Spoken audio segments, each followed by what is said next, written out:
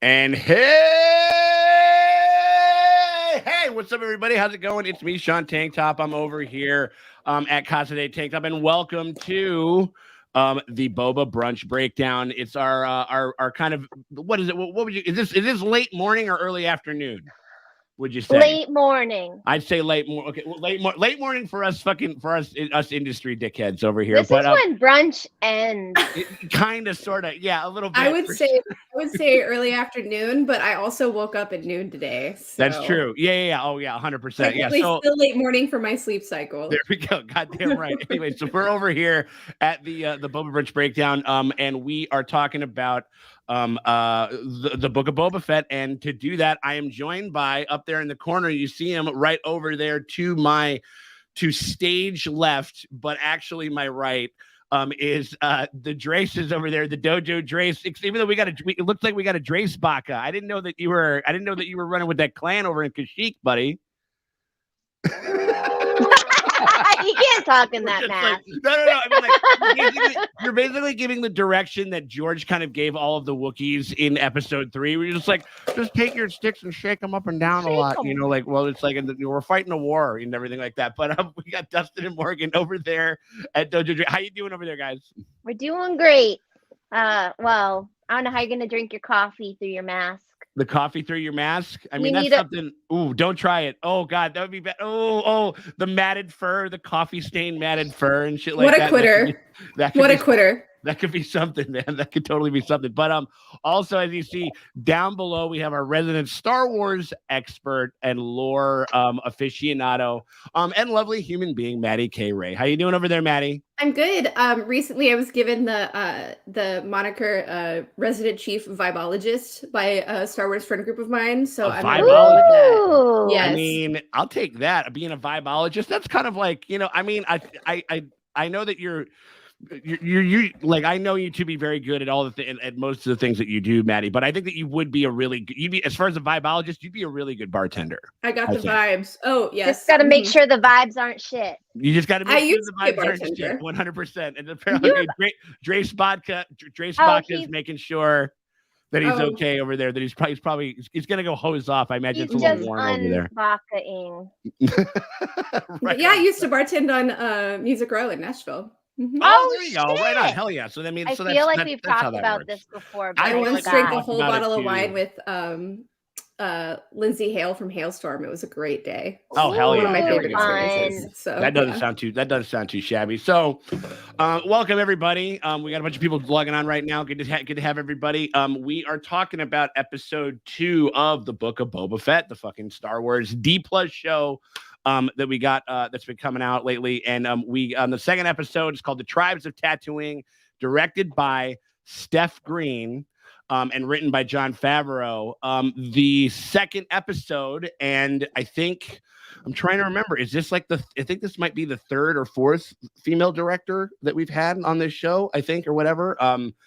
Steph Green, she's done a bunch of stuff. She directed a bunch of stuff for The Americans, for Luke Cage, for Bates Motel, and a handful of and done like some really cool, interesting. Did she do Watchmen? Am I crazy? She did do Watchmen. She did. Yeah, I remember. I was like, oh, sweet. Yeah, exactly. Yeah. So so we're gonna be talking full spoilers about that stuff. So if you haven't fucking seen it, I don't know what you're doing here, but the full spoilers, it's right up there. It's right below us. You can't miss it. We're talking spoilers from here on out. Yeah, and hey, shout out to Late from the Party, one of our reaction brethren over there. What's going on, y'all? Appreciate you. Thanks a lot for coming by. And yeah, I know it was hard to book him, but it was tough. Dustin, I mean, you could probably wear that outside. It's a little chilly in Chicago. Oh right yeah, now. You can wear that outside, no problem, and you'd be warm. You'd be warm as hell. Yeah, that Chewbacca costume has a lot of history with me. It actually belongs to a friend of mine. Yeah. And like 14 years ago for my birthday, I had a 30th birthday party where I invited all my friends to do a variety show, and they just would pick a talent that they had. And I booked the Hideout here in Chicago. And one of my friends dressed up in that costume and played a Casio keyboard. He like played a something like couldn't see shit, and he was like trying to Chewbacca in his Casio. Now I'm just picturing a Chewbacca, but doing like keyboard cat, like dun dun dun dun dun dun dun. Yeah, or whatever it is. Pretty much.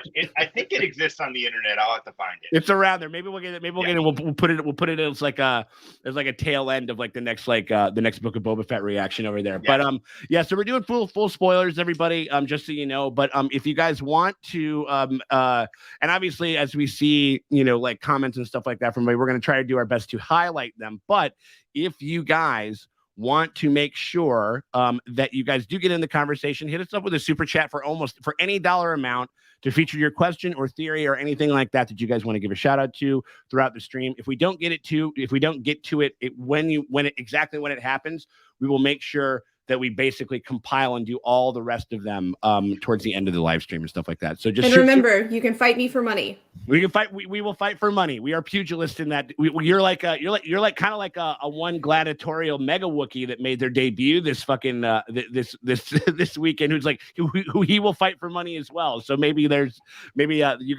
are have a lot of kinship in that regard. I think I'd get along with the Wookiees. I think so. Yeah, absolutely, man. Like a good fight and good drinking crowd and stuff like that. I never do. I mean, do they drink? Are they like Captain America? Like, can they like not get drunk because they're like? Oh no! And I think they should. I don't know if Chewie does. But I think Chewie was a former drug runner, but he's that whole don't get high on your own supply type shit. You know what I mean? Exactly. Like if he's gonna have a family and Walter White it and still, kind of run the drugs and then bring it back. Yeah, he's got to make sure that he does that stuff. Okay, so we'll just get into it. We're gonna start going through like all of our prompts and shit like that. And again, like a very, very cool fucking episode this week. We're gonna go with our General Kenobi thoughts that we're gonna be doing. So I'm gonna kick it down to our co-host of honor over there, Maddie. Maddie, what were your general thoughts, impressions, about this episode? What did you think about this week? I thought it was an extremely land back episode, and I really enjoyed that a lot. Yeah, I love someone in one of my DMs said this to me, and I'm sorry, I don't remember who said it, but I really thought the wording was beautiful.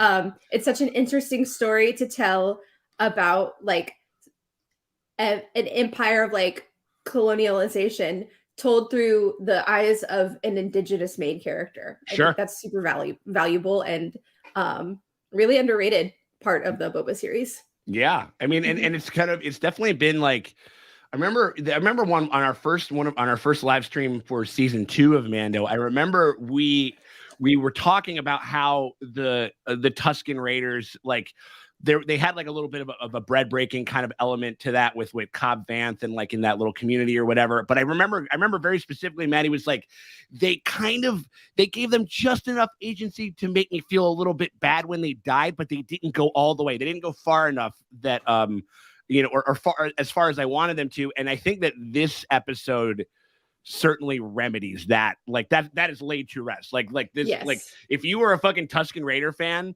I cannot imagine how elated you are from these last couple of episodes. Yeah, for sure. Oh, well, that's awesome. Drake says, how about you? What do you guys think? Your general thoughts about this week's episode? What are you guys thinking over there? I'm worried for these Tusken Raiders. Why is Boba coming to take over the town? Because I was always like, that was my question when the show started. I'm like, why does he even want to do all of this in the first place? So I have this sneaking suspicion, like, I don't know, that something bad's going to happen to these Tusken Raiders, and this whole being taking over the thick throne is a revenge plot. A revenge plot for who? Because I feel like the Tusken Raiders are going to get fucked up, and this is going to be Boba revenging people. Oh, well, I think what I think is going to happen is when the time comes for the big fisticuffs, I think he's going to call in a favor. Sure. Oh, you think they're fine, and then they'll come back later. Okay, I thought they were foreshadowing something bad. It could go either way, in my opinion. It could. And eventually, Boba leaves the Tusken Raiders, right? Sure. And ends up, retaking Mos Eisley and stuff. But I'm very interested to see how all of that happens in regards to, like, you're right. is it a story of revenge? Is it like a favor for a favor? Does he have that bounty hunter aspect remaining to him? I think it might be somewhere in between. Like maybe something happens and it's his fault and he has to leave and he's like, I don't want to target you guys anymore. And so maybe if he does have to call in a favor, it could be like a heart-wrenching thing of like, I still feel indebted to you, but I need your help. Yeah. Okay. Good. I'm worried for them. I was just I think we're all worried for the Tusken Raiders. I'm not they're really making us like them, so I'm like, oh no, that badass lady's gonna bite I think it's gonna be. I guess I mean like that would be a really dark turn, honestly. Like if they decide it'd be interesting, but just the way that they really seem like we are fucking making Boba Fett into just like a straight up, not even really like an anti-hero, like almost like a hero, sort of. I mean, maybe but definitely an anti-hero. But like they're just they're kind of gutsying him up like in that way with this kind of rehabilitation, kind of rebirth element that they've been really hammering home. Like we haven't seen his like out for himselfness that you would expect from a bounty hunter. We haven't seen that in his character. Like, you think that would be the central conflict would be like, oh, his instincts are to like take care of himself, but like now he's making connections with people. So I'm wondering when like that will come into it. Because as right now, it's like I met Boba and he's like, oh, he's a stand-up guy. He's great. Yeah, right. No, it is like it would be interesting if people are like watching. And I'm sure there are some that are watching Book of Boba Fett and that have never seen like Empire or whatever. And they're just like, and then when he shows up to like take fucking like Han or whatever, it's like, there's that fucking Boba Fett guy. He's a stand-up guy, fucking good guy. He's my best friend. He's fucking great. You know what I mean? Like, or whatever. Like, you know what I mean? Like, it is interesting the way that they're doing that. But I think it'll be pretty, he's very reluctant to kind of get into the thick of it, does not want conflict straight out, you know what I mean? Like in it seems like with at every turn. And so I would be very surprised if there was like a revenge element. I think it's just gonna be he goes like, hey man, you guys want to come over and fucking help me out? I'm in a really tough spot and shit like that. And they'll go and then they'll be like, okay, cool, love you, brother, like or whatever. You know what I mean? Like that's kind of what I'm thinking or whatever. Oh, also thanks a lot to Late to the Party. According to the Wikipedia, Wookiees consumed potent alcohol-based beverages, including Akagran, I don't know how to say any of this stuff, Kortig brandy, and Garlmorl and Graken and Tiki and brandy. I was like Thickian. Yeah, right. I mean, yeah, apparently kind of like a little bougie when they're drinking brandy and stuff like that. Right on. Like it reminds me of in Mass Effect. There's this race of like dinosaur aliens called Krogan, and they're very like big and strong, like kind of like the Wookiees have in that regard. And they drink an alcohol called Rinkol that is so deadly to every other race, it'll like straight up poison them. So I feel like maybe like the Wookiees go a little bit harder in that regard. Like maybe they drink like Wookiee alcohol they have to make themselves. Like it's their Wookiee Malort. Wookiee Malort. Like a drink that is dangerous to almost anyone outside of our lands for fucking sure, and also a rite of passage for sure. So are you saying that Kashyyyk could possibly be Chicago? I think it seems like the climate's too nice. It seems a little more rainy and kind of whatever. I mean, it could maybe be like a slightly warmer, like Seattle or something like that, but I would take it. I mean, like we are a bunch of we dress like Wookiees, like certainly in the fucking wintertime for sure. The shit looks like Hutt out here for about 3-4 months out of the year and shit like that. Yeah, I think that's all really good. I think that's all really well said. I mean, like as far as like general thoughts, like I thought that boilerplate, like this felt, and I kind of said this in our video before, but this kind of felt like this is the true with the first episode and then this episode kind of together. This was like the premiere of this show, kind of in a way. Like it was this episode was a lot more kind of epic and grand and had a lot more going on. Not to say that the opening episode was bad by any stretch, but this one just had a lot more moving parts and a lot more things that I found to be like really interesting and stuff like that. And like they're definitely setting out a bunch of things that we are going to really kind of continue to wrestle with, like when we go through the rest of the season. And I was thinking about this the other day, where it's like, you know what this is actually? It's kind of funny, like. What we're getting right now is what we thought we were going to get with the Mandalorian before we knew it was the Baby Yoda show. Yeah. You know what I'm saying? Well, yeah, a little bit more of a Western. Because you just thought that it was going to be like, you know, adventure with a Mandalorian, bounty hunting, seedy underworld. They had fucking stormtroopers with less like Nico Samurai and shit like that. Yes. Like they were really like this is actually the show. Before we knew that Lil Yo, that Gogurt, you know, was gonna be showing up and you know, taking the world by storm or whatever. I think this is more the fucking show that we were expecting. So which I think is cool. Which is like we still get that show, you know, as opposed to not to say that I'm not into the Baby Yoda show. I thought it was a total mistake, fucking writing him out of the fucking story, even though I know that he's coming back and shit like that. But you know what I mean. So yeah, so I really, really had a good time with this one, and just like a bigger things were bigger, they were more exciting, and they were and there was some more interesting stuff like going on with this second episode. So, yeah, I think that you know, definitely like a good start, and now like I'm really, really excited to kind of see like I'm definitely like a lot more like I really want to see this next episode coming off of this one, and now let me take this away real quick. Now we're gonna go on to our favorite scene of the episode, the scene that we dug the most. Draces, what was your favorite scene of this here episode? What would you say? Well, I think it kind of ties in for me. It ties into it's also an Easter egg, but like when we go over to like the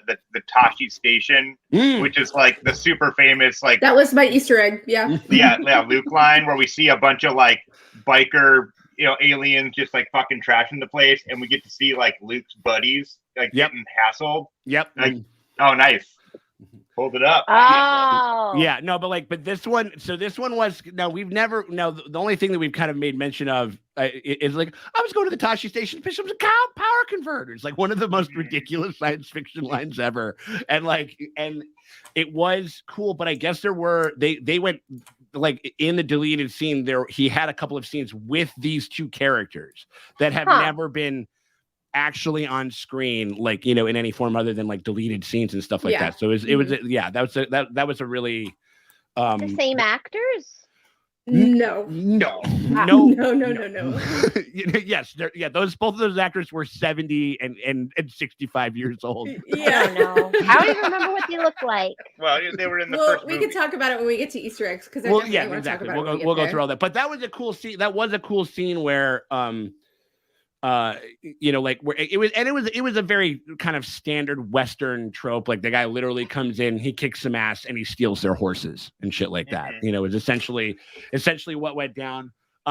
Even though what the thing was is that, you know, it gave you a little backstory into Luke, because he's talking about going to the Tashi station to pick up power converters. Like he's going like, I'm just going over to the drugstore to get some milk or whatever. And when you watch that scene, they're playing video games. There's booze there. It's like he was going and getting fucked up and fucking and rocking those sticks. You know what I mean? Like he wasn't going on like a run or anything. I think it's kind of like when you're a trucker and you go to those Oasis and they have like a shower and like, you know, a McDonald's and a Sbarro and like all the places, you know, and they've got like the whole thing, and they've got like a whole back room where you can play Keno. Exactly. Got, like, you know, like it's next to a strip club. They've got all the amenities. It's all the stuff that you want, all of the things that you want, like especially on the road for sure. Yeah, the Tashi station scene was pretty fucking rad. I really like that a lot. What about you, Morgan? Did you have a favorite scene? I gotta say, I was just excited to see the Hutt twins. It wasn't like that. It's more like a like creature stuff than the actual story. Like I don't really know, of course, but I just like them. And then they had the Mega Wookiee, and I was just like, I don't know. It's not really like the scene itself, but it's what's going to happen in the future. I'm just like excited to have Hutt and Wookiees around. Oh yeah, no, I mean that one, you know, I mean there is, again, that was kind of like, it was, you had like kind of like, because everybody was like, who's the mayor? Who's the mayor? And the mayor is there, and he's kind of It's just the mayor. He's a gleep glorp nobody, but this is like the actual heavy. And when they came around, I mean, like, yeah, I was definitely like very, very, it's fun to just see them kind of see like Hutt's like back, kind of back in action or whatever it is. But like the shit that they're talking about, like when they said like, well, they're fucking Hutts, like we got to get permission to kill them. Very, very gangster movie. Mm-hmm. Very, very good fellas and shit. Like they're made fucking guys and shit. You know what I mean? And so, yeah, I think that, that scene was for a lot of reasons. That scene was great. Other than just like, also like, is the twin cess like happening with these two right now? It's happening right in front of everybody. They're the Lannisters. They're the Lannisters. Oh, they are. Telling you, they are like, space or the Targaryens, I guess. They have Targaryens, Lannisters, all of them. Yeah, absolutely. I'm sorry, you're highborn and you're twins. You're banging. Yes, correct. Yeah, this is and like they share a litter, you guys. Like, scandalous. Yeah, that's what I'm saying. And they were like, and they're definitely like, because some people were saying, even though they're not, I'm pretty sure that they're not, but some people were like, oh, wouldn't it be fucked up if like these Hutts were conjoined twins? Like, you know what I mean? That would be so crazy. You know what I mean? Like, I feel like they're conjoined by he's knuckle deep in this. Wow. Yeah. Wow. He's like. I mean, yeah, there is Plus like an space, element, and they have like the technology. I feel like, unless it's against their religion, I feel like they would have a surgery where they would just be like, "Boop, yeah, you guys aren't conjoined anymore." But it could be a religious thing. It could be like, oh, I think like I remember when I was looking at the clips and when I was doing some editing and stuff, you can see like his kind of tail, like is kind of wrapped around her and stuff like that. So, but they're just very close. They're very close. Like it's like that shit. Oh god. Oh my god. Yeah. See, like I mean, this is very true. Twin says, "See what the hub has done to us all." It's definitely like one of those things like where you're expecting like, oh god, like the next scene that we have with the twins will just start with that weird like Pornhub like didgeridoo like kind of doodle thing that comes up like the or whatever the fuck it is. It's like Pornhub's like Apple thing or whatever. Like Porn Hut, it's right there, Sean. Porn Hut. Porn Hut, it's right there. I mean, Porn Hut. We had Porg Hub, I think was pretty fucking great. That was a good one for sure. So like, yeah. So I mean, hey, again, as we like to say on this channel, it was doing it for somebody, definitely. Like over there. I just when the Hutts showed up, all I could think about was, I wonder where Diego Luna is right now. I bet he's so excited because I don't know if you guys know this, but Diego Luna, Cassian Andor from Rogue One, sure, he has this whole bit where he's like, I want to touch Jabba. I want to know the texture of Jabba. He's like obsessed with it. It's so cute. And I really hope that we get more Hudson Andor for that exact reason. Yeah. I loves the Jabba. That's incredible. I mean, I don't know. I mean, like as far as like, I mean, and I think it was on the original shoot of Return of the Jedi. It took like about, I think it took like 6 or 7 people to kind of puppet that whole thing, and it just seems like I don't think they were ever going to get a practical fucking Hutt ever again. I don't think. I mean, like unless it's like a baby or something like that. Unless we get like a Stinky. Yeah, where's Stinky? Wait, are the twins Stinky's parents? I just want to know.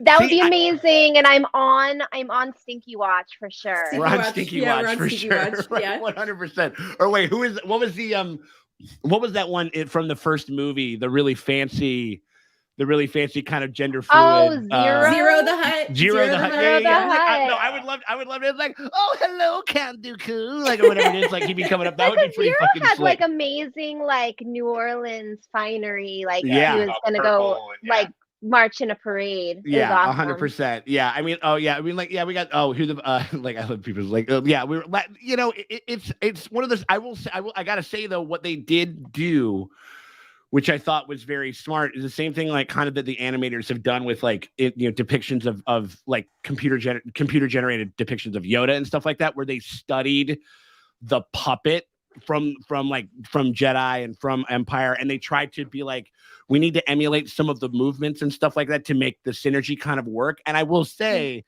I mean, we are a long fucking couple of days away. We are a long ways away from like that first like reinstituted that Jabba the Hutt deleted scene into the special edition, and it looks like it is a living nightmare. And it's like it's just as far as like what the like how bad some of those early renditions of a CGI Jabba could be and shit like that. So these are pretty fucking good. These are about as good as I think that we can get. So top shelf, definitely, for sure.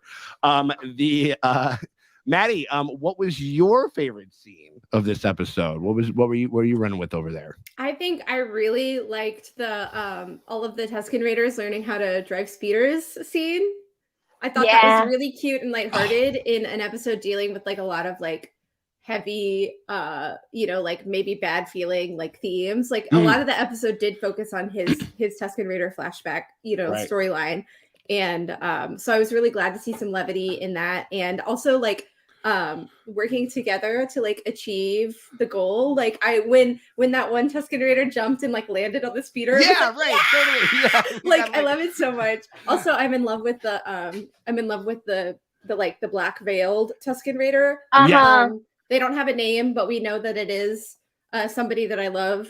So I can get into that in my MVP because, we'll talk about it. Absolutely, for sure. I mean, I think that's, again, like the amount of just the breadth to which they've kind of gone into like these at once, at one point we're just ancillary, like kind of cannon fodder, or just like a way to either cause a problem for a hero and just to kind of get them out of it or whatever it is. Like they've definitely gone to incredible lengths, like to humanize them and to be able to, we care a lot more because I always think like you got to laugh with characters before you can cry with them. And like, and because we got to have like this fun, they got a fucking Rocky 3 training montage. It wasn't quite as greasy. It was a little dustier, but like it was like that type of a thing, like where we're kind of like learning with them. We're having fun and we're building this relationship with them. And so like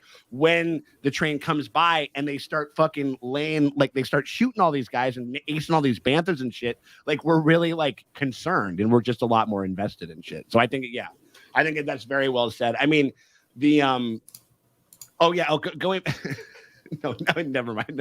What was I was gonna go back on something gross, but I think maybe we'll wait for a little. We'll wait a little bit on that one. But like I made it too wholesome, so now we have to like that's what I'm dip saying. our toes back in. I kind of didn't want, but I mean, like I'm my favorite scene was the twin scene. I think I'm right there with you, Morgan. Like where not only is it like the kind of creature feature, like just kind of gross shit that like I loved when I was 5, that still gets me going and stuff. But it was like an interesting, fun, like kind of like gangster scene, like where it's a showdown in the town square type of thing and stuff like that. And so it was doing a lot of different things, definitely for me and shit like that. So I was right there with you. So and then just moving right along. Also, remember, if anybody wants to jump in and get those super chats, if there's anything that you guys want to make sure that we talk about, just hit us up and we will make sure that we either talk about it when you do it or at the end of the live stream for sure. A super chat, any dollar amount. But now we're going to be rolling along to hold on. There it is. Okay. And we're doing the episode MVP. Who was your MVP? And this can be, this can be like either like it can be like the director, the writer, the DP. It can be the fucking person that wrote the score. It can be an actor. It can be like actual literal character themselves and whatnot. Maddie, who was your episode MVP? My episode MVP was like I said, the black veiled yes Tusken Raider who comes up late and pops in the window and just like destroys everybody. Yes. So that's actually one of Captain Marvel's stunt actresses. Yes. So not only is she incredibly talented, but but she's also a badass woman. And to see you can just feel the strength in those arms in that fight training scene with the gappy sticks. Oh yeah. Yeah. And also she's smoking like a complete babe. Oh, is that definitely somebody to follow on the gram? Oh, for and stuff sure, like that. Sure. Okay, yes, all right, I'm cool. getting her name right now. Always down for a thirst follow for sure. Absolutely. Like we'll get it up there for everybody. Make sure that we pop it up for everyone. Absolutely. But yeah, I think a lot of people are saying are rolling up in it. Oh, a lot of people have said it was Glup Shitto. You know what? It might have been Glup Shitto. I mean, like it looked like some of those who were the fish guys? Like I can't remember their names right off the top of my head. Calamari? No, the Moncow. No, literally like the fish face dudes at the end of this episode. episode. The Pikes runners. The Pikes. The Pikes. Of course they're called Syndicate, fucking yes. Pikes. Like they're fucking. Here we they go, look like y'all. fish. Joanna Bennett, that's her name. Oh, is that right? Okay, Mhm. cool. The Pikes and everything like that. Yeah, the Pike Syndicate. That was something that people were definitely like, we're definitely digging a lot. No, but you're absolutely right. Like there was that one scene where it's at the top, and I think it was after they had kind of gotten onto the top of the train, and when she is walking on the top of that train with the stick and just stomping her way towards them, like I am going to lay motherfucking waste. Joanna Bennett, here we go. Yeah, we'll put it up for everybody. Yes. So but yeah, just like really it goes to show like what just a physical performance can kind of give way to a lot of characterization, which is very much in the spirit of Boba Fett, because like he fucking had like 5 minutes of fucking screen time, and just Jeremy Bulloch just doing the most minimal kind of moves and stuff like that. It elicited a lot of interest from people and shit like that. And that's definitely something that I think Joanna did with her physical performance in this episode. So we're agreeing that Joanna Bennett's Tusken Raider is the Boba Fett of the Book of Boba Fett. I think so, man. Yeah. Absolutely, dude. I mean, like, I wouldn't be surprised. I mean, I think that like I just from the response, like it was just and it was definitely like it was kind of like the Great Train Robbery, going back to kind of like the very, very Western themes like that this show like really fucking goes whole hog into and shit. And like that point when she pops her head up and then comes down, it was like out of like a Buster Keaton movie or something. Like, you know what I mean? Like it was just very classic, yes, kind of like composition. And like, I don't know, it was just like, and that whole sequence was like one of my favorite ones, like of any of the Star Wars Disney Plus era for sure. Draces, how about you over there? What do you guys got for your MVPs up there? Yeah, Dustin. I mean, I definitely will agree that that was the most fun. In going back, I kind of agree with you, Sean, where this episode, I forgot that all that Tusken shit, like the whole train, the train thing I thought was in the first episode. And then I went back and like rewatched some of this and I'm like, oh, wait, this happened in the second episode? I'm yeah, like, oh, yeah. It all just blurred together. But it's cool. I think that we are getting a setup for the Tuskens being his like kind of army to hold the region. And so I think that Tusken leader will be very important. Yeah, definitely. Yeah. I mean, like, because it seems like there's like she's, assuming they identify as she, but like, but that Tusken warrior seems like they they seem like they might be related, maybe like the child of like the head chief Tusken guy. You know what I mean? Like she does identify as female according to Joanna's Instagram post. Okay, cool. So, yeah. Oh, okay. So we'll call her she. Yes. Yeah. So like, but she like it seems like I wouldn't be surprised if she was like the daughter of like the head chief guy, the guy who handed him the water poop pod, at the at the end of the first episode and stuff. I also mean, like, wouldn't mind if she just like was a rando Tusken who just worked her way up, like she's just the best. She's just the best. I mean, like, or at the very least, like, but this is Star Wars, They got to be related to somebody. Turns out, Palpatine. What's your name? What's your name? What's your name? Tusken. Tusken Skywalker. Why not? Done. Right? Done. Pack it up. We're packing it up and we're going out, right? Absolutely. Okay. Well, no, and we will be getting to that one, Dan, for fucking sure.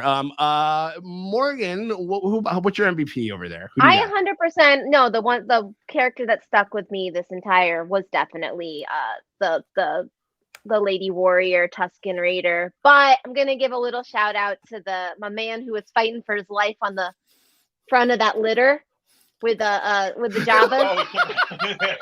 My man was fighting for his life. Hold on, there he is, right there, the little guy. No. No, okay, that guy's amazing too. Oh my god, the little mouse. The little mouse guy that he was white. Wait, who are Okay. you talking about? Who are you I talking know, one about? of the litter holders. One of the litter holders, like they're having a conversation, and he's just like, "Oh my god!" Like, and I was just like, yes. And I'm like, guys, let's wrap it up. This guy, he's tired. Yeah, this guy. And that's all. My whole thing is, it's like, how far did they walk from, like, with those two? You know what I mean? Miles. Like, I don't know. All the way from Huttsville. All the way from East Huttsville. East Okay. Huttsville. Yeah, well, that was the other thing. That was one line of dialogue. One line of dialogue that was very, very evocative to me for some reason. And I was just, it was when they're having that conversation, when Boba's talking with, I can't remember her name, but it's the madam of the sanctuary, like Jennifer Beals character. He was talking with her, and she was saying, like, well, the twins have laid claim to, all of, Jabba's holdings and stuff like that. And he goes, like, the twins are what do they say? They're caught up in they're dealing with the debauchery of fiasco. Hutt. Yeah. The debauchery of Hutt, not the battle of Hutt, not the war of Hutt, the debauchery of Hutt. What does that mean? A 20-year orgy, Sean. It's been what going on. Like, what is happening? Like, what is happening on Hutt, where it's like the entire planet, this entire nation state, is sucking and fucking and writhing in their own cum and shit and piss and whatever the fuck they're doing. That, like, the nation is falling apart or something like that. You know what I mean?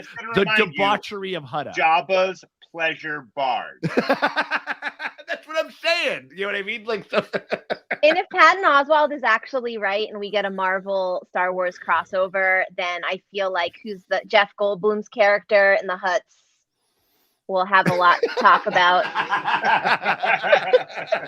Maybe this is the part of our continuing Marvel Watch crossover, and the Grandmaster is actually running the Hutt. The debauchery. Yeah. The debauchery, right? I mean, like, no, again, like what is this, like, Hutt Caligula or whatever yes. the fuck this Oh my is? God, it's definitely Hutt Caligula. Like, that's what I'm saying. Like, it was just funny. I remember it was just this one dialogue. Like, I had just had about half of an edible, and I was just like, and that just got me thinking, and oh boy, did I go to some weird places over there. Yeah, there was what was it? Like, oh, I love this. Hutts take a while to finish. Look at him. Like, it's tantric. They do tantric. I don't think that there's, like, maybe, who knows, like, maybe they have, like, their climax lasts for, like, a couple of days or something like that. Tail trick. Tail trick. There you go. Tail trick. They're not into tantric. They're into tail trick for sure. Oh my God. Yeah. Wait. Hutt planets are full of just endless gang wars, crimes, assassin, partying, and gambling. So.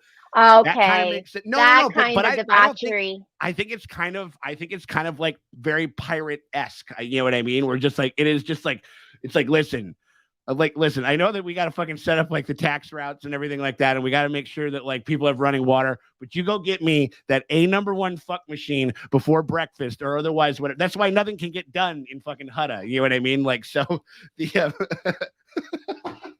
I love it. Yeah, so that was the debauchery of Hutt was pretty fucking fun. My episode MVP, I had mentioned it on the first episode or on the first on the video of our first episode reaction, and it wasn't true for that episode, but I had heard that that this legendary director of photography was on this show. He's got a fucking rap sheet a mile long. He's done, like, all of the it's Dean Cundy. Dean Cundy's my MVP for this week's episode, because he directed, or he was the director of photography for, like, literally every cool thing that John Carpenter's ever done, like Halloween, Escape from New York, like The Thing. He also did the entirety of the Back to the Future trilogy, Jurassic Park. Like, he's had, like, a lens on, like, some of the coolest things, like, ever. And, like, it's just kind of awesome. And also Jack and Jill, by the way, like, starring Adam Sandler and Al Pacino. Hey, no, I mean, like, only the best, you know. And, like, no, but, like, but, like, he, I don't know. I just think that there is definitely, like, I think the other thing that's also been very cool, kind of stemming from the initial, you know, the like from word one from in the Mandalorian was just like the kind of old school, slightly more sober, classical, just kind of composition that this show kind of really brings. And bringing on Dean Cundey, I thought was like a pretty fucking was a pretty awesome like little kind of masterstroke to kind of do that and shit like that. So that was that was one of my MVPs for this one. Oh, and also nose lizards. Nose lizard, yeah, ripping fat lines, ripping fat lines and nose lizards.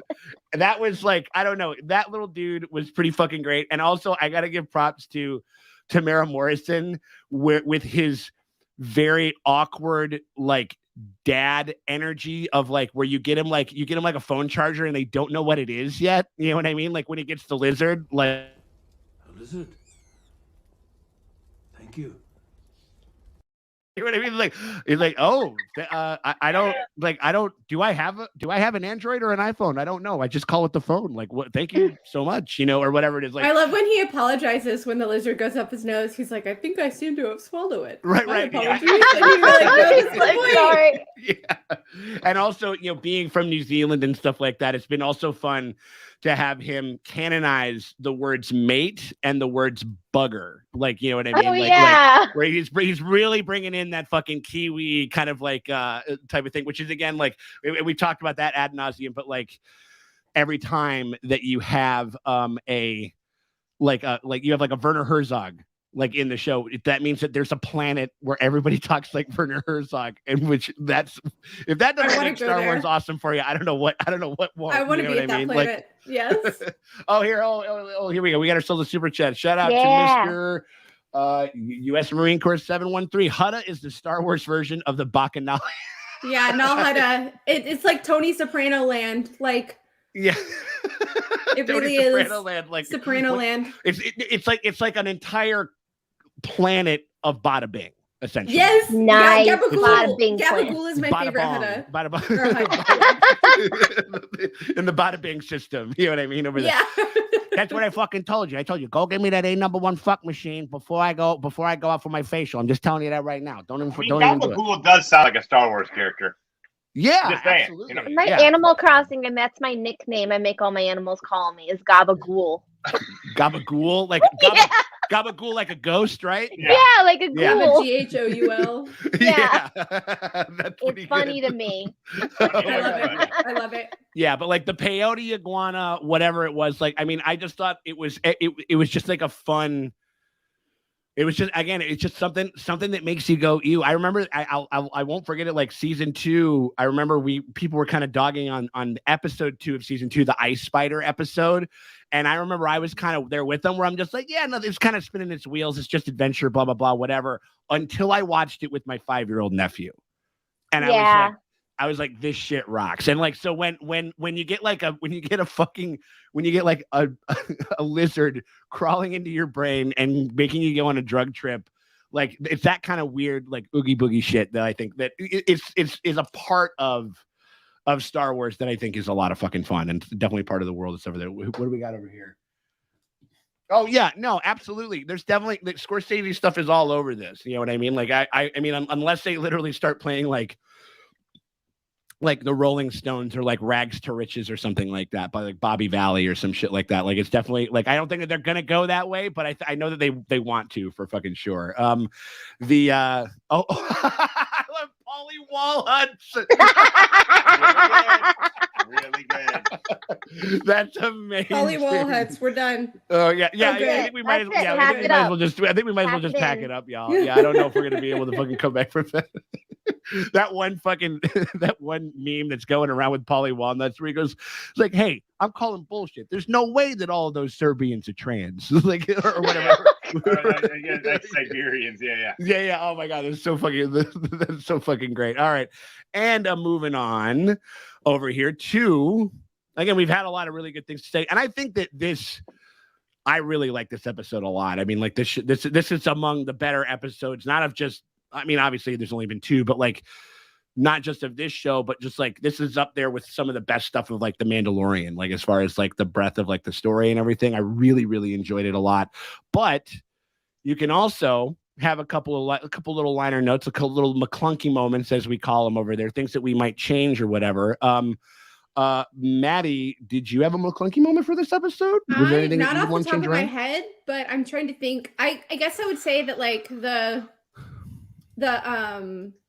order of the whatever the assassin people The were. Night Wind? The order of the Night Wind. The whole scene of like him trying to talk and then talking and then going, like it kind of felt pointless in the scope of the episode. Mhm. Yeah. The mayor meeting. I like what Mok Shai's the mayor was giving us, but it kind of like didn't really track with the rest of the episode. So I kind of wished they had like tried to. I don't know what they could have done to make it work. Honestly, I think moving that into the first episode would have been better because I think it fits more tonally there. Yeah. But yeah, I'm just like, I really enjoyed that scene, but in retrospect of the episode, didn't really make sense of the episode. Well, that whole thing didn't make a lot of sense just because like he was like, oh, the mayor hired me. And then the mayor's like, oh, I didn't actually hire. And so, what was his end game in lying in that moment? Yeah, like we don't know. Do you want to know what could possibly be it? Would be it's possible that, because the Hutts don't give a fuck like who they're taking over. They probably want to come in to take them all, right? Mm-hmm. I wouldn't be surprised if the Hutts. This is the only way that it makes sense, really. I mean, is if the Hutts contracted them and told them that the mayor was paying them as like a smoke screen type of thing. Do you know what I'm saying? They didn't really draw that line well enough. No, I don't think that it's clear, and I think that it's murky, and they just wanted to have a scene where they have the dude, sitting there, and then the guy goes, and then they shoot him in the head, and then it's kind of like an eyebrow raising moment or whatever. I do think it should have been in the first episode. I also think that the series would be a lot more well received if they had released the first 2 episodes. But I don't know why they didn't. There. Yeah. So interesting. This is an interesting. We got for Ring King 1978. Isn't Dave Filoni? Isn't the Dave Filoni episode next week? It might have Cad Bane in it. I know we all want to see Cad Bane, but I think we got to stop. Like jerking off to Cad Bane before he actually shows up. We're just setting all our like hats on this one fucking hook or whatever, and I just don't. I don't know. Like, if Cad Bane shows up, cool. Like, I'm sure it'll be great, but I'm not going to be like, Cad Bane, where's Cad Bane? Where's Cad Bane? It could be. I mean, like, I think the one thing that I maybe like that to that stripe though is like the one episode or like the one of the first. I think it might have been the first episode or it was like the one episode that he directed in season 2 was him introducing the live action version of Ahsoka. It would make sense that he would want to steward in another one of his creations. But to your point, which I think is something that people do need to kind of maybe heed a little bit, is like just is to let the story happen and not to heap on all of this all these expectations and kind of these checklists of these characters that we want to see. And if they don't happen, then we're like not satisfied with the story that's actually being told. Yes. I think that can happen. I mean, fuck, like, look at what happened with the sequels, and we are not going to fucking litigate any of that shit. But there is a ton of expectations of people like wanting to see certain things happen, and I think that can kind of leads to the dark side, like where you're just not accepting the story on its own terms and shit. And so it'll be awesome, and I do think that Cad Bane would fit really well into this story and in this world. But we got to wait and see. I mean, like, it might happen. And if it doesn't, no big deal. They'll figure it, like, they'll get them all in eventually, but it just might not happen like this, right when this one happens. But I think it's interesting to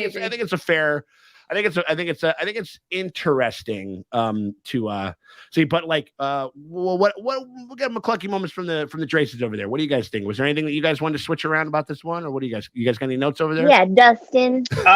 What's your notes? My notes. Hold on, let me get out my. I love that every time when I put it over there, Morgan always goes, "Yeah, Dustin. What do you what do you got to say for yourself over there?"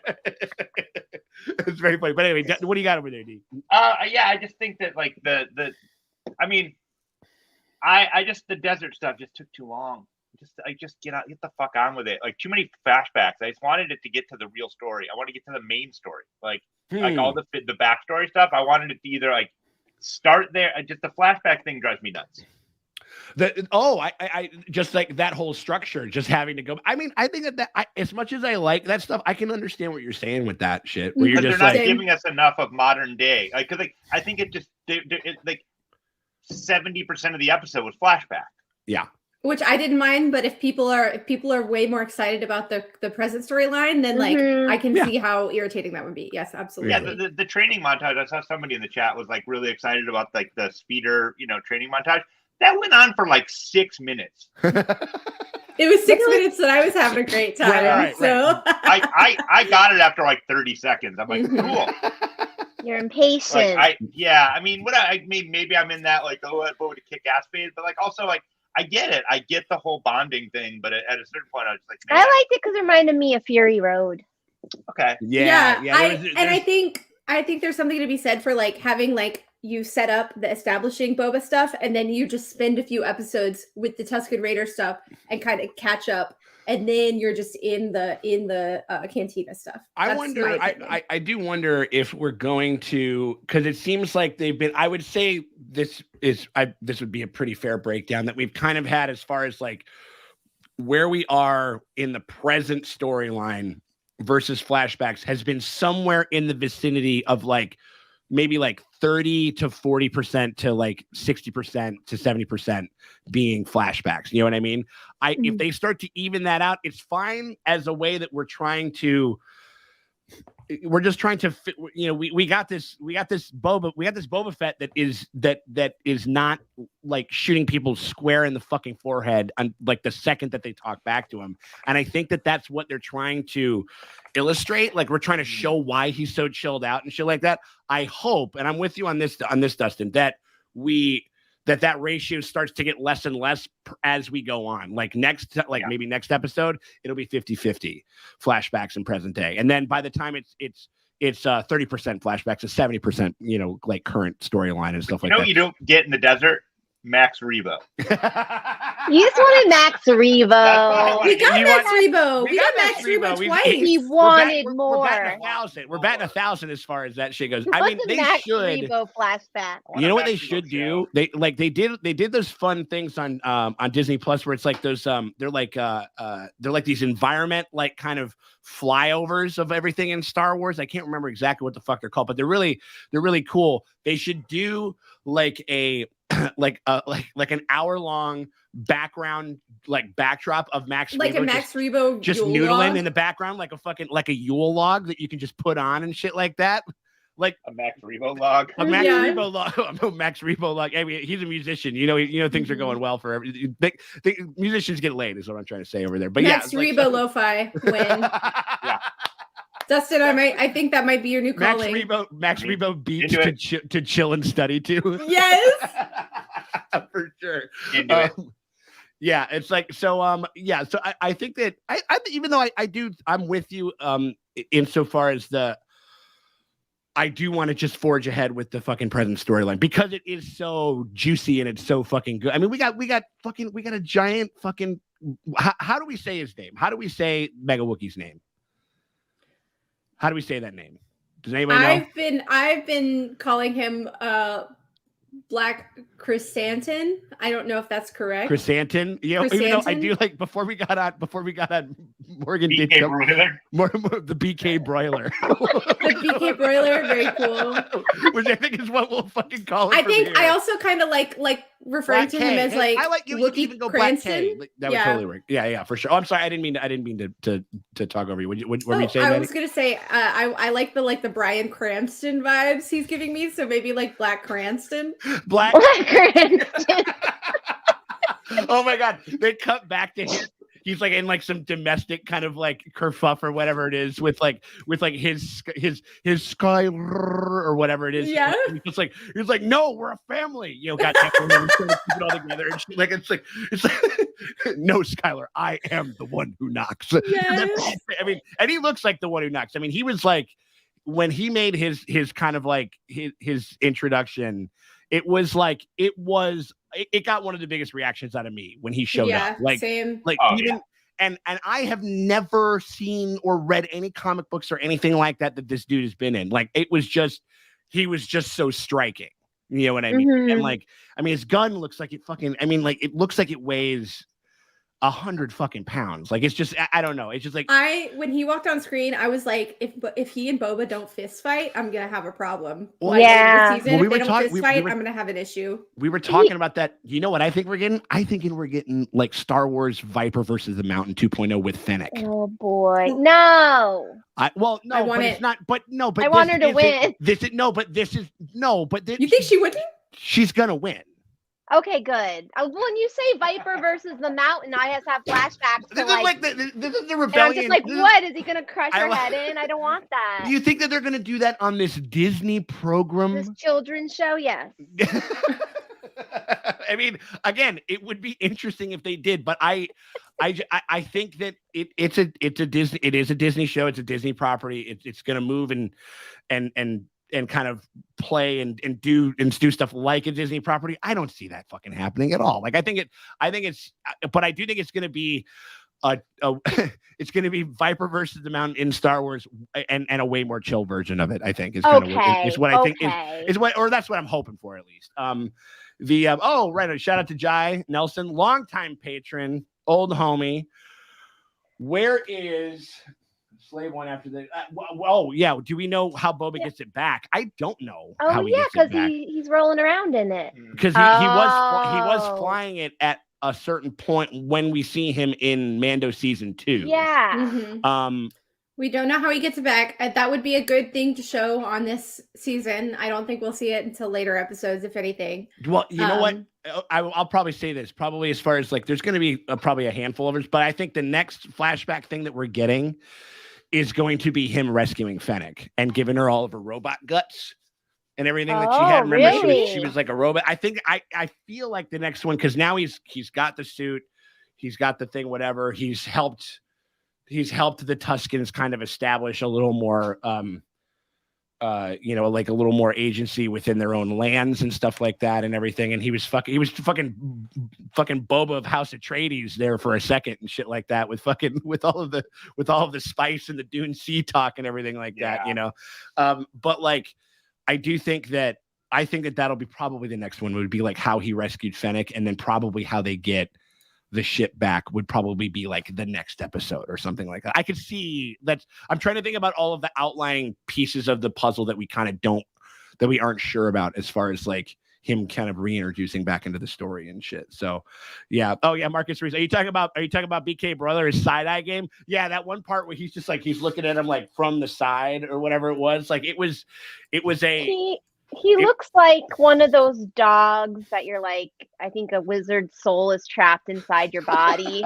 He has those dog eyes that are just a little bit haunted. Well, they also seem to, I think just because of the color of his coat, like I think that the eyes just pop a lot more than they do on like Chewbacca, I think, and stuff like that. You know what I mean? And so, and there's a lot of personality, and that's definitely like a guy, which I think is also is just hard. It's just hard to replicate that type of stuff, to see that going on. But yeah, I think it'll be interesting. Oh, here we go. There's a moment in the trailer where he finds it in Jabba's palace and he's wearing his Tusken robes. Okay, cool. All right. Yeah. I don't know. I think it'll be interesting. I think kind of to see. Oh yeah. Cause it probably would be parked there.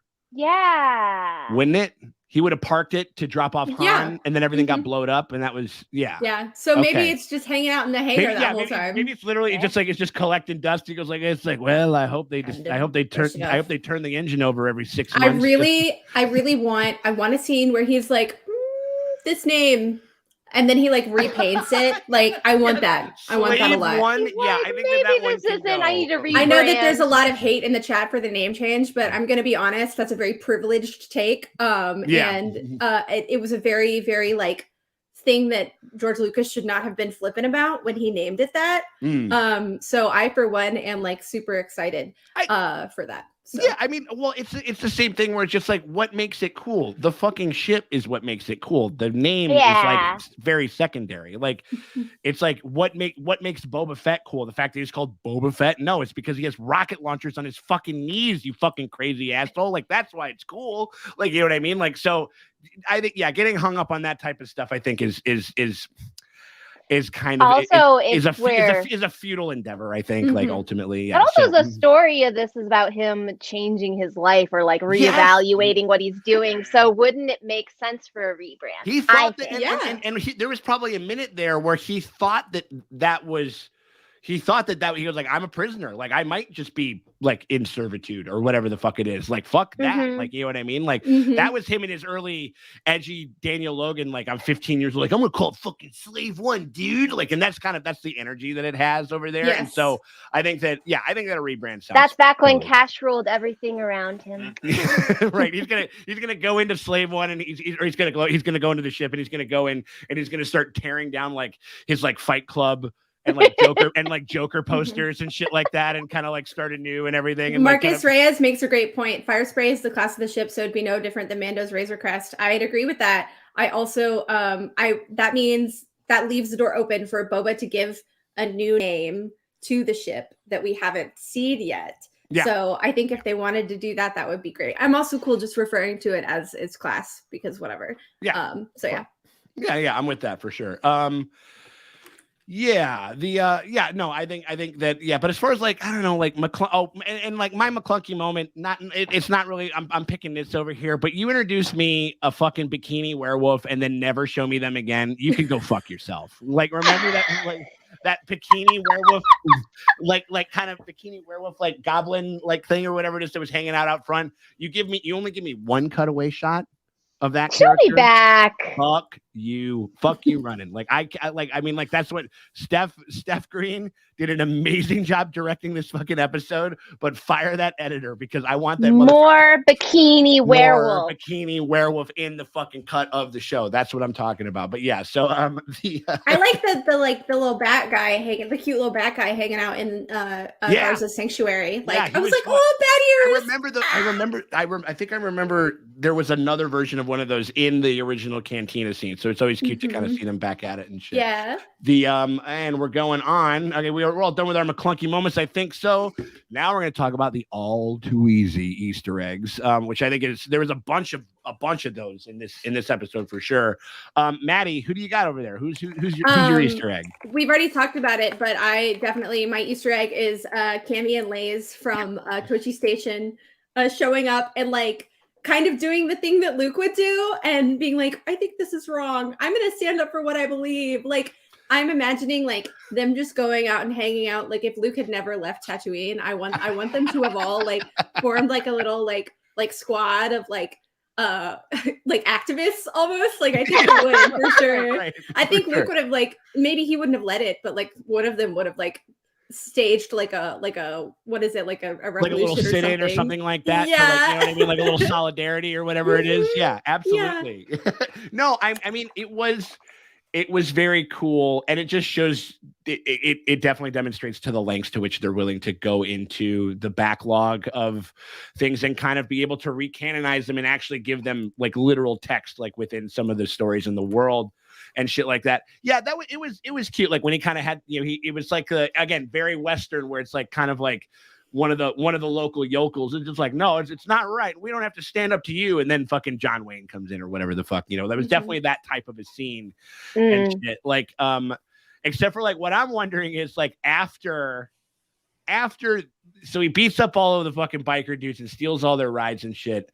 What do they do? Like, what is this extended, super dark, like, because those guys are part of a gang. They're part of a squad. You know what I mean? Yeah. Like, so and I'm assuming he didn't kill them all. Cammy and Lay's and that weird bartender just cutting apart and putting in barrels all of these. Yeah, did they have to like finish them off? Because if they wake up, they're toast. I hope Cammy and Lay and Fixer got together and they were like, let's fucking trust these guys up and like throw them in the freezer or something. Like, I don't think they just kind of let them sit there. I think they probably just needed a minute to be like, okay, well, that happened. Yeah, right. Right. I mean, like, but also they got to be thinking about it. Could you imagine, like, that was one thing that we were missing, like a little bit of dialogue between Cammy and Lay's, like sitting there just like, yeah, so like your one childhood friend who you used to fucking like shoot pool with and fucking get fucked up with, like at the Tashi station, like, literally went over and committed like one of the grandest acts of of terrorism like ever, like in the Galactic Empire, and then like wins and takes over like the universe, sort of, or whatever. And didn't even write us a letter about it. Yeah, I would have been like, oh, hey, I know that guy. No, Wait a you mean, minute. like, on the local news, like, you know what I mean? Like, it's like, and welcome to Tashi Station News at 10, you know, and here we have childhood friend of Luke Skywalker, you know, or whatever. And they just be there. They'd be like a Leo pointing. Oh yeah. I mean, like that's honestly what that's what this segment should honestly just be called. I should literally just play the Easter egg is just doing the Leo point for sure. All two of the Easter eggs. What do you got over there, Traces? What are you thinking? I got nothing because I'm not as well versed in all this. I did not know that those people were anything. Yeah. I'm coming up. I tried to like look up, but I don't think there's anything that I knew when I was watching the show that I'm like, oh, that's the thing from the thing. They were kind of low key with the Easter eggs this season, I think. Yeah, there's a lot of little things. There's like little tiny things, like even like the little sweat rag rat animal. Was like that's like a sentient animal. It's like in some like the telepathic, cartoon. right? Yeah. Are they bred? That's what the little antenna is. Yeah. Are they just bred to wipe sweat, or are they like the Hutt's no. I think sweat dabbing is like a little extra, but it's just like I don't. Maybe there's like an ethereal, like there's like a like an aphrodisiac or something. You know what I mean? Like I thought he kept trying to eat it, but then like kept having to talk, and so he was about to eat it, and then he was like, "Well, I don't know. What do you think about?" I was definitely getting like it was definitely getting vibes of like. I think because there's like a moment in Jedi where he reaches down, he grabs like a weird like a water type of a thing, like a frog or something like that, and gulps it down or whatever it was. Like that's what I thought was gonna happen, but he did seem like he was doing it. It was like it's like there's like these kind of weird like Southern like debutante like him and his sister. Yeah, the one has a fan. It is a scorcher out here, is it not? You know, like or they whatever. needed some sweet tea for sure. Right? That was like, oh, could you bring a pitcher of sweet tea and maybe some biscuits for us, please? That would be great, you know, or whatever it is. Like, yeah, there's definitely getting some of that. Oh, shout out to Marcus real quick, coming in hot with the fun. There's a dream sequence in the Last Jedi novelization where Luke was married to Cammy. Oh, yeah, like what his life would have been like had he stayed or whatever. I mean, he's got a lot of time to think about when he's fucking shut himself off from the Force. And he's fucking hanging out on Octu and shit like that. So I mean, like that we know who has the strap in that relationship. I think. Yeah. 100%. Dude, Luke is like he's a little dumb piss boy, man. Like twink. All day, absolutely. He's so cute. Yeah. We love our like gay twink superhero. Like we love it. Yeah, it's my favorite. 100%. You got those little boots. The Chanel boots.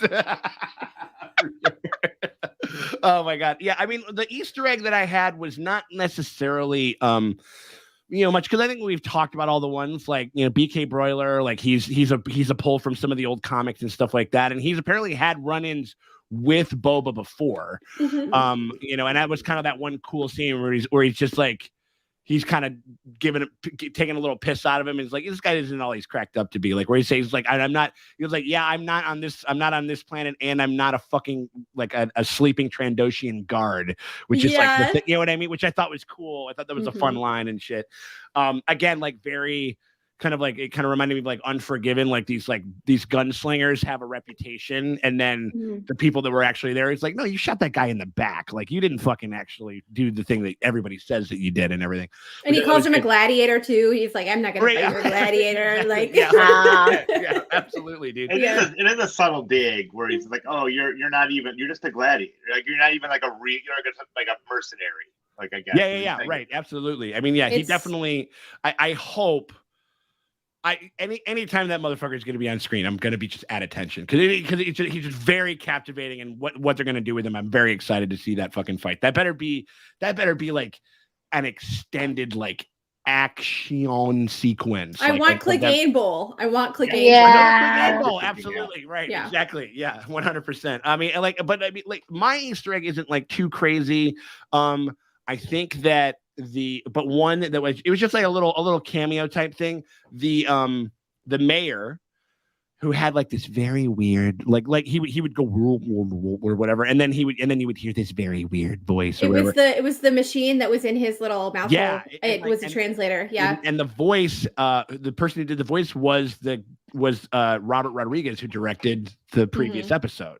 Yeah, he also played the Trandoshan guy. I knew. That's what I said. I thought that was him. It was. It's both. Okay. Yeah. Okay.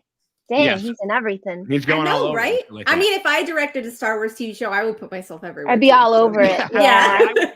I would be fucking Alfred Hitchcocking like myself into every fucking thing for sure.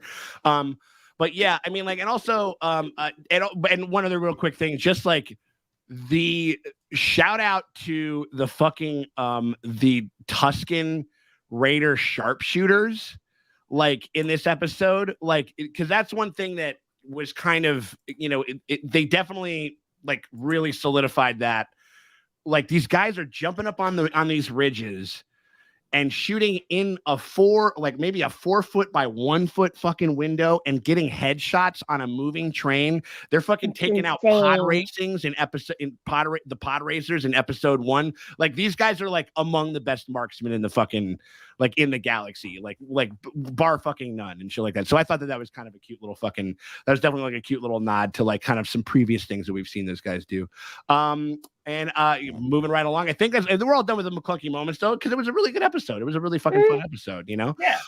And now, or not the McClunky, not the all too easy Easter eggs. Now we're doing Always Tell Me the Odds, where we're going to talk about what we think is going to happen in this next episode.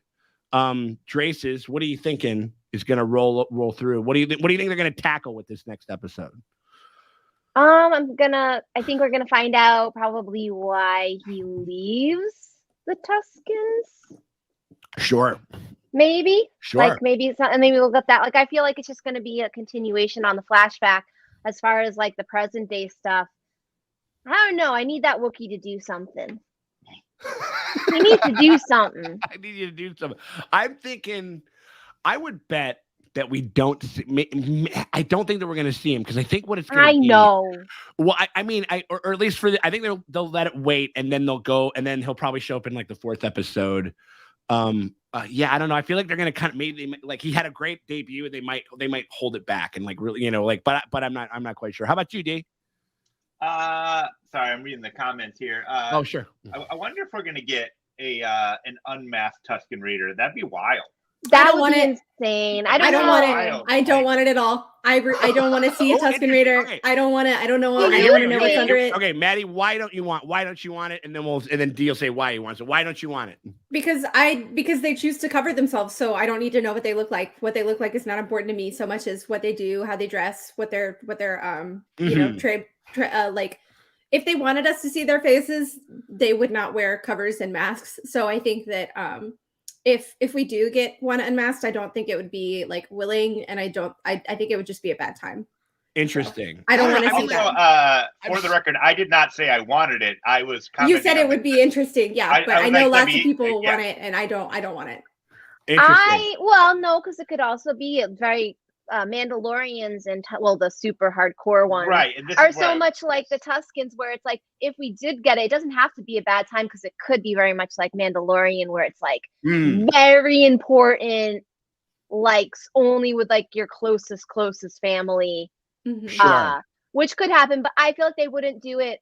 You wouldn't see the face. I feel like they would shoot the Tusken Raider from the back, only to like. I don't think they would show the face. I think they would show it as a mark of like, maybe a Tusken Raider shows their face to Boba because it's like your family now or something, but other than that, or we do that one, they would do that one gag from, I think it's like Friday the 13th part 8 or whatever, is where Jason, there's like some street punks or whatever in Manhattan, and they're kind of like, hey, come on over, you scumbag, and all he does, he just lifts up his mask, and then they just run away, and then like or whatever the fuck it is. Like they could definitely play it for like a gag or something like that. There have been some illustrations that you can find where I don't think that any of them are strictly canon. I think maybe some of them have been in like some comic books and stuff like that. There's a lot of different kind of interpretations of what they could or would look like and stuff like that. I definitely don't want them to be human.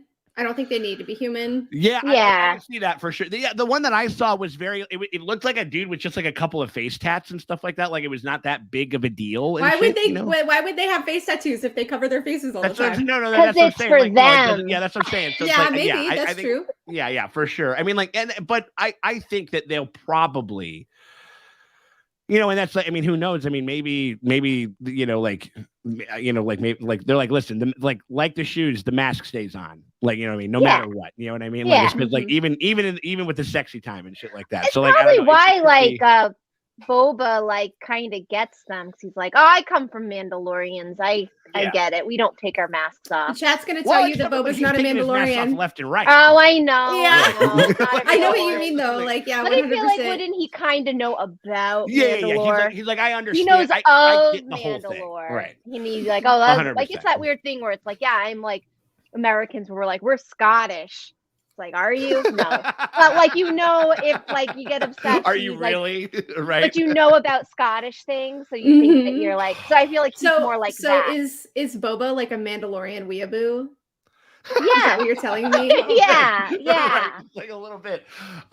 Yeah, I mean, like, I think as far as like what is Maddie, what do you think is going to go on? What do you think? What are you putting your money on as far as? I don't know because I have I thought like the first episode, like I was like, I think this is gonna happen, but this one was such a departure from the last episode that I don't know.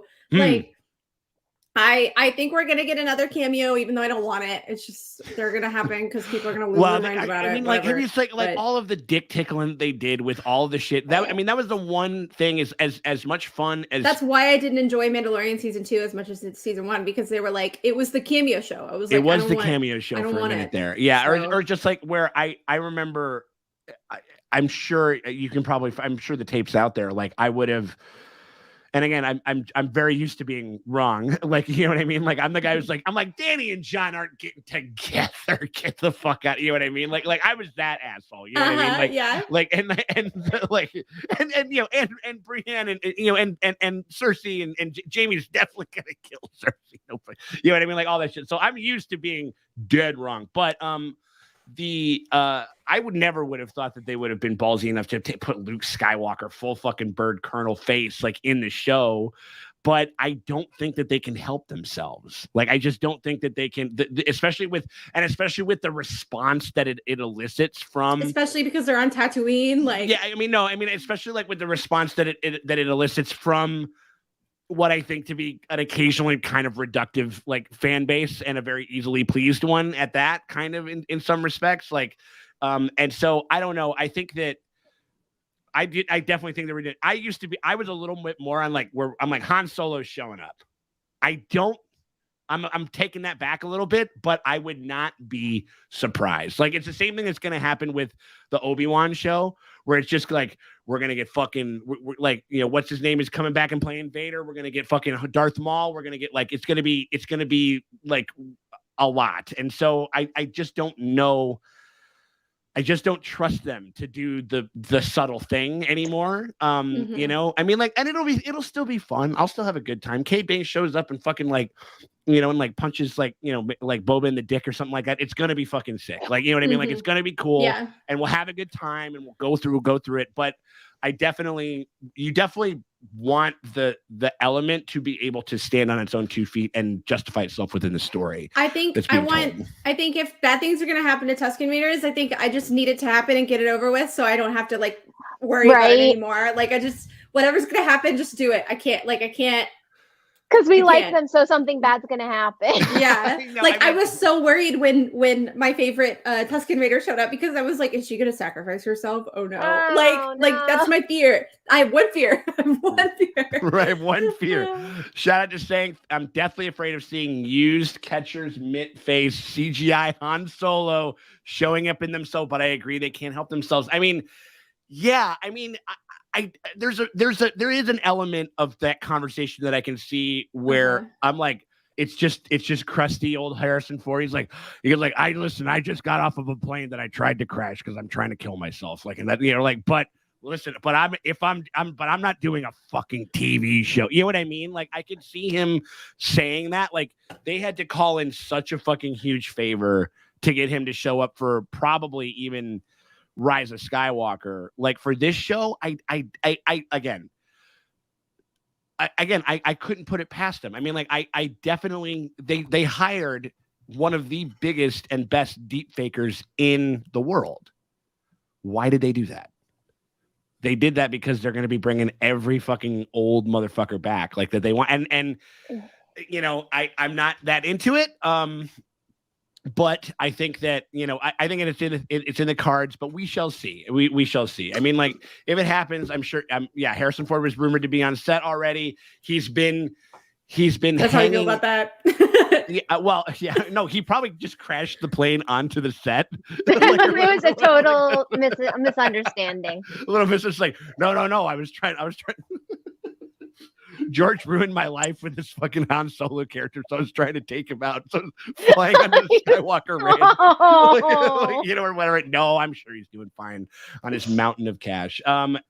I like that comment. We're starting to get into a space where the actors from Solo might be the right ages to play post-ROTJ versions of themselves. You know, I would not mind that. I mean, there is one where, again, because I don't think that they're going to be going forward with too many of the sequels to Solo, but you could institute Kira pretty damn fucking easily into this show. That would be really cool. I want it. That's all I want. I want.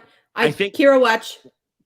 Kira watch for sure. Kira watch. But Kira / Stinky watch. I could very easily see it not happening. Yeah. I mean, like, you know, it's hard to say. I mean, would she be the right age for Obi-Wan?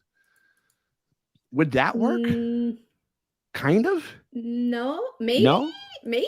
Maybe, right? Like, you know, like look at a because timeline. she was in cahoots with Maul for a minute, and you know what I mean? Like, and so I don't know. I mean, like I wonder, I mean, like like, that's what happens. Like he crashed into the set, and then they just threw a vest on him. And they're just like, all right, but only if I get. It's like I'll do the movie. You'll pay me $20 million, and only if I get to try to get to try to crash my fucking plane.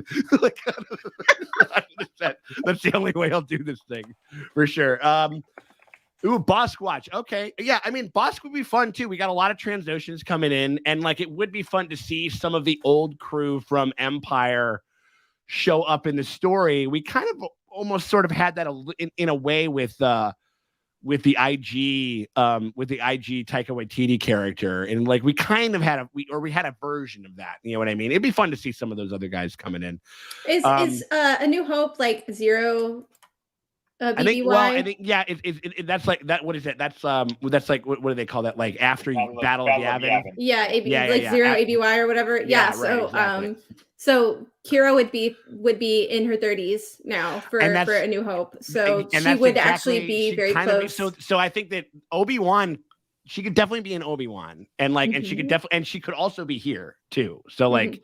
But yeah, I don't know. So I think it'll be interesting. Like, and I think, you know, there definitely is like some cameo watch, and they are fun. Like they are fun. I don't mean to poo-poo like that type of shit. I just want it to, I think things that we've talked about on this channel, and we've talked about with Maddie before, is that we just want it to make sense within the context of the story that they're telling. And I don't want to spend all my time talking about the show, talking about cameos. Like I don't like that. Yeah, that again puts us into the space where we are building a completely different show than the show they are giving us. So I don't want to like speculate too hard on cameos, because you know, if we don't get it, we're going to be disappointed because we spent all this energy and time talking about it. So I spent time just watching a 15-minute fucking video on Star Wars theory about like you know what I mean, which is like my friend made him cry. Yeah, live on YouTube, my friend made him cry. Jim Jab. Oh, that's pretty great. That's pretty good on him. But yeah, I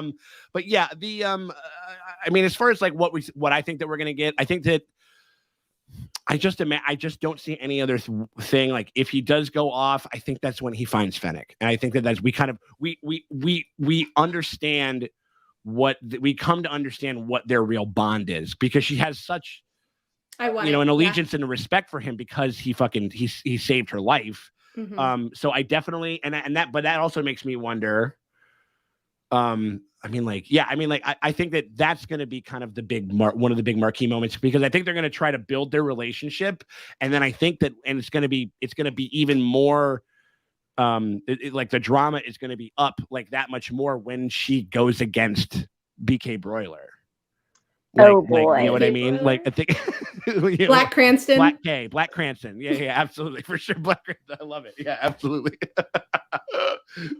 But yeah, yes, but I think that if I had to put my money on anything like that, and then also I would probably imagine that we have to, I think in the trailer, I remember there being like a big long kind of dinner scene with representatives. It's very mafia. It's very like Joker-esque, like I'm gathered all the 5 families around and we're going to talk about it or whatever the fuck it is and shit. And I actually didn't watch a single trailer for this show because I didn't want to like know anything going 100%. So, yeah. I mean, like, I mean, like I just in the ecosphere of running the YouTube channel, I definitely, I think they will bring back Cobb Vanth. I will never say no to more Timothy Oliphant. No, but I don't think we'll see him. Yeah, but I want to see Timothy Oliphant's face. Like, give him to me. I'm down for it always, definitely, so. Absolutely. Yeah. What did I call him? I think I went back and I called him I called him Captain Wanna Fuck His Face or something like that or whatever it was. Like, you know what I mean? Like, no, he's fucking beautiful. Like, I want to fucking insert everything into every fucking thing that he'll allow. So like, yeah, I'm definitely. I hope he and Garza Whip are having like a torrid affair. I'll back that for sure. I'll back that for sure. But yeah, I do think that there's going to be the scene where he tries to get permission to go after the Hutts, and I think that the Hutts are going to take a little bit of a backseat until like episode 4, I think, or something like that. So that's kind of what I'm thinking. As far as like super chats, I think that we got to all of them. I don't think that we missed any over there. I think we're all good. Yeah, hell yeah. All right, well, shit, man. I mean, like, as always, it's an absolute fucking treat to hang with you Draces, and to hang with you, Maddie. Everybody give it up for Maddie, our extra special fucking co-host. We're so lucky to have her. We appreciate you so much for helping us out over here. Shout out to everybody. Shout out to Mr. U.S. Marine Corps 137, Marcus, Sankt, all the motherfuckers that threw down for these super chats. We really do appreciate y'all very much. I think that I love these live streams. I really fucking like doing these things. These things are so super fun, and the numbers keep getting better and better every week. It's exactly like it was last time and stuff like that. We keep getting more people on, and you guys are too fucking funny. And again, I just lament not being able to have like, another set of eyes so I can catch every fucking awesome comment that comes down there. But we appreciate you guys keeping it lit in the fucking comment section and everything, and all of your fucking hilarious things and all of your fucking knowledge and lore and everything like that. But we just want to say we appreciate y'all very much. You keep it back here this next week at 3 p.m. Central. We're doing it again, and we're going to be having an extra special guest. I got to double confirm with them. I'm not going to tell them right now. We got that one, but we do have for the next 2 episodes, for episodes 3 and episodes 4, we're going to have another special extra guest coming on to hang out with us and talk to these shows. So we hope that you guys are tuned in for that. We appreciate you guys for hanging out with us so much, and we will check y'all later. Later, everybody. Bye.